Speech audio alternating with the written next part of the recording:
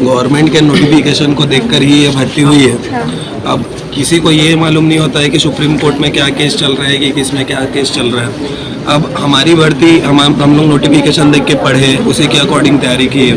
अब अचानक कुछ टाइम पहले ये बोल देना कि आप इलीगल हो, आप पात्र नहीं रखते, तो या तो गवर्नमेंट को हमको ट्रेनिंग कराना चाहिए, लेकिन हमको जॉब से बाहर नहीं निकालना चाहिए, क्योंकि सारे स्टेट्स के अपने अपने रूल्स होते हैं इस बेसिस पे। तो यहाँ के रूल्स के अकॉर्डिंग वर्ग 2 में डीएलएड भी पात्र है और वर्ग 3 में भी पात्र है। और हम लोग भी भाई, हम लोग अगर कमी दिख रही तो हम लोग को ब्रिज कोर्स करा के सरकार के नोटिफिकेशन के अकॉर्डिंग हम सेलेक्ट हुए, तो हमको ऐसे निकाल देना ये गलत है। या तो फिर इस भर्ती पे ऐसा मेंशन ही नहीं करना था कि भाई बीएड अलाउड है। तो जिस बेसिस पे भर्ती हुआ है उस बेसिस पे हम लोगों ने सिलेक्शन पाया है, तो हमको आगे कंटिन्यू सरकार को करना चाहिए और हमारी बात आगे रखनी चाहिए। टोटल कितनी संख्या है आपकी? हम लोगों का 3500 के करीब, हम लोग उससे भी ऊपर भी हो सकते हैं मे बी, कि हम लोग सेलेक्ट हुए हैं इसमें, और बहुत कम डीएलएड की संख्या है। हम कैपेबल हैं, हम पढ़े हैं, इसलिए हम सेलेक्ट हुए हैं और उस नोटिफिकेशन के अकॉर्डिंग हुए हैं जो इस भर्ती के लिए आया हुआ था। हाई कोर्ट के आदेश से पहले कुछ दिन पहले यहाँ डीएलएड के ऊपर भर्ती पहुँची है, तो क्या कुछ सोचना है कि के कारण ही डीएलएड के कारण तो हम लोग नहीं बोल सकते मैम, बट यहाँ पास ये देखना पड़ेगा कि जो भर्ती आई थी उसके नोटिफिकेशन में क्या लिखा हुआ था। नोटिफिकेशन में ये लिखा हुआ था कि प्राइमरी शिक्षक के लिए भी बीएड प्लस डीएलएड पात्र होगा, और जो भर्ती हुई थी उसमें जब हम लोग पात्र थे तो उस हिसाब से तैयारी की, रिजल्ट आ गया, हमारा काउंसलिंग हो गया और हमको मतलब नियुक्ति भी दे दिया गया। तो अब उस नियुक्ति को अवैध बोल देना, अमान्य बोल देना, हमको ये बात पता ही नहीं थी कि क्या केस चल रहा है क्या नहीं। क्या अभी किसी को ये पता है कि सुप्रीम कोर्ट में क्या चल रहा है? तो आगे से कोई चीज़ लागू होता है ना कि पीछे से सर, मतलब मेरे को लगता है कि ये चीज़ें जो भी है वो आगे भर्ती से लागू होनी चाहिए थी, ये बैक से नहीं होना चाहिए था।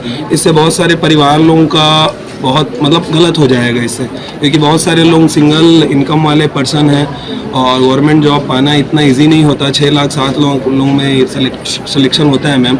और जैसे मैं ये भी पूछना चाहूँगा, जैसे ट्रेनिंग को प्रायोरिटी दिया जा रहा है, क्या कोरोना में किसने ट्रेनिंग किया होगा सर? क्या कोरोना के टाइम में जो 2 साल हुआ था उसमें कौन सा स्कूल में कौन गया था पढ़ाने के लिए? तो इस हिसाब से अपात्र कर देना तो ये तो गलत होगा, मेरे को लगता है। हमारे साथ अन्याय है ये। और जब सबके राइट्स की बात होती है तो हमारे भी राइट्स की बात होनी चाहिए। हमने क्या गलती की मैम? यहाँ पर सबसे बड़ा प्लस पॉइंट ये, मतलब डायरेक्ट निकाल देना, सीधी बात ये है कि हमारी क्या गलती, एक बार सरकार या कोर्ट या कोई भी हमको ये बताए कि जब नोटिफिकेशन को देख के हमने किया तो हमारी गलती क्या है, बस ये बताए कि किस गलती के कारण हमको निकाला जा रहा है। मैम एक चीज़ और है, जो डीएड के कॉलेज होते हैं वहाँ पे डीएड वालों को सिखाने वाले बीएड के ही टीचर होते हैं, मतलब डीएड को बीएड वाले टीचर पढ़ाते हैं। तो जब बीएड वाले टीचर डीएड वालों को ट्रेन करते हैं कि प्राइमरी वालों को कैसे पढ़ाना है, तो बीएड वाले भी तो प्राइमरी वालों को पढ़ा ही सकते हैं ना मैम।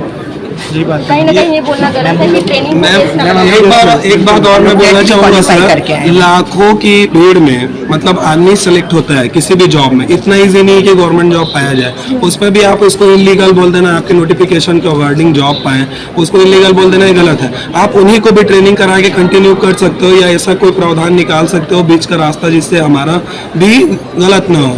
और पीछे रैंक को मतलब जॉब देना और एक बार हमको जॉब देके हमको बाहर कर देना, ये हम लोगों के साथ बहुत बड़ा गलत हो रहा है। और हाँ, नए भर्तियों में अगर उनको आप दे रहे हो मौका तो ये सही है मैम, लेकिन पुरानी भर्तियों में अगर हमको मौका ना देना ये तो, या हमको जॉब दे के बाहर निकाल देना, ये बहुत ज़्यादा न्यायपूर्ण है। और हमारे भी राइट्स का ये तो हनन है मैम, क्योंकि हम लोगों की कोई गलती ही नहीं थी। हमको ये बताया जाए कि हमने गलत कहाँ पास किया है। यहाँ पे कई ऐसे भी लोग हैं मैम, साथी मित्र और मेरा खुद की, मैं आत्मानंद में संविदा में थी, तो वो पुराना जॉब छोड़ के, क्योंकि मैं ये रेगुलर पोस्ट है तो मैं यहाँ पर आई हूँ, तो अब मुझे क्या वापस से वो जॉब में लिया जाएगा? तो अब मैं क्या करूँगी? मैं मतलब यहाँ पर बेरोजगार ही हो जाऊँगी, जबकि जॉब में रहते हुए मैं बेरोजगार हो रही हूँ। तो इसके लिए फिर कौन? मैम हाँ, मेरे को एक बात ये भी बोलना था कि मैक्सिमम यहाँ पर जिन जिन लोग ज्वाइनिंग, भाई जब ज्वाइनिंग दी गवर्नमेंट, तो बहुत सारे लोग ऐसे भी हैं जो पुराने जॉब को छोड़ करके आए। कोई पोस्ट ऑफिस का जॉब छोड़ के आया है, कोई रेलवे का जॉब छोड़ के आया है। अब उनको कौन जॉब देगा? ये किसकी रिस्पॉन्सिबिलिटी है कि उनको कौन जॉब देगा? आप इलीगल करके बाहर कर देते हो तो उनको कौन जॉब देगा? तो इसकी जवाबदारी कौन तय करेगा? ये तो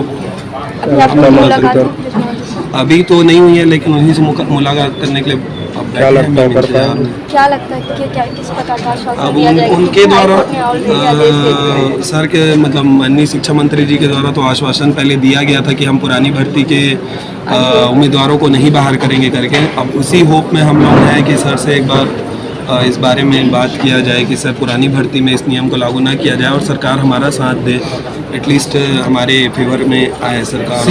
सेम इसी केस में एमपी सरकार भी बीएड अभ्यर्थियों के साथ खड़ी है और उनके लिए सुप्रीम कोर्ट जाके केस लड़ रही है। हम भी चाहते हैं कि हमारी सरकार हमारे साथ रहे, हमसे उनसे निवेदन कर रहे हैं उस चीज़ के लिए, जिससे हमारा भी केस स्ट्रांग हो और वो हमें न्याय दिला सके।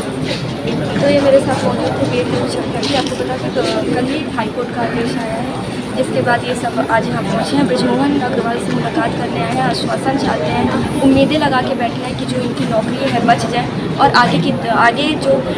आने वाली जो भर्तियाँ हैं उनमें डीएलएड वालों को मौका दिया जाए। तब तक के लिए बने रहे एडिटर न्यूज़ के साथ कैमरा पर्सन के साथ शादी